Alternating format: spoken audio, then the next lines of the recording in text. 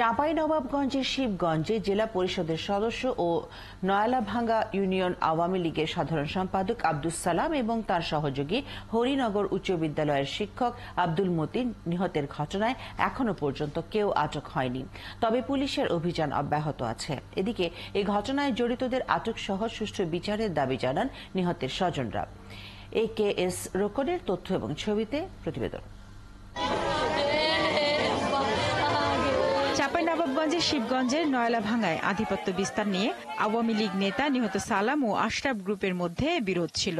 এখন জন্ম সনদ দিয়ে খোলো বিকাশ স্টুডেন্ট অ্যাকাউন্ট, নিজের বিকাশ নিজে কর।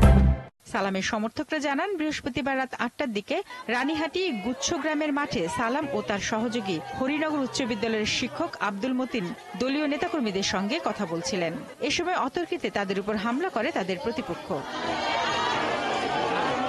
হামলায় আহত আওয়ামী লীগ কর্মী রহিম বাদশা জানান, হামলাকারীদের গুলি এবং বোমার আঘাতে ঘটনাস্থলেই মারা যান সালাম। হাসপাতালে নেয়ার পথে মারা যান মতিন। এই হামলায় অংশ নেওয়া সবাই সাবেক চেয়ারম্যান আশরাফ আলীর লোকজন।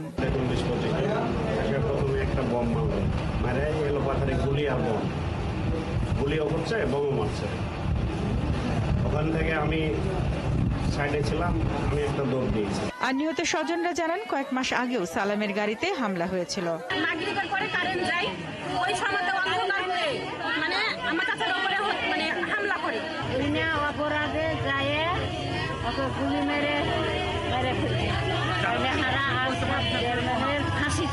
এদিকে চাঁপাইনবাবগঞ্জ পুলিশ সুপার ঘটনার পর হাসপাতাল এবং ঘটনাস্থল পরিদর্শন করে সুষ্ঠু বিচারের আশ্বাস দিলে অবরোধকারীরা অবরোধ তুলে নেয়। চাইনিজ কুড়ালের মতো পাইলাম, সম্ভবত এটা তো খুব দিচ্ছে, আর বাকিটা আমরা দেখতেছি আসলে কি কারণে। এখন তো সুরত খেলা আমরা করি নাই, তারপরে দেখলে বোঝা যাবে আসলে, বা ময়নাতদন্তের পর বোঝা যাবে। ঘটনার পর থেকেই এলাকায় থমথমে পরিস্থিতি সৃষ্টি হয়েছে। তাদের মৃত্যুর খবর এলাকায় ছড়িয়ে পড়ার সঙ্গে সঙ্গে বিক্ষোভ করে সালামের সমর্থকরা। এরই মধ্যে যে কোনো অনাকাঙ্ক্ষিত ঘটনা এড়াতে এলাকায় অতিরিক্ত পুলিশ মোতায়েন করা হয়েছে।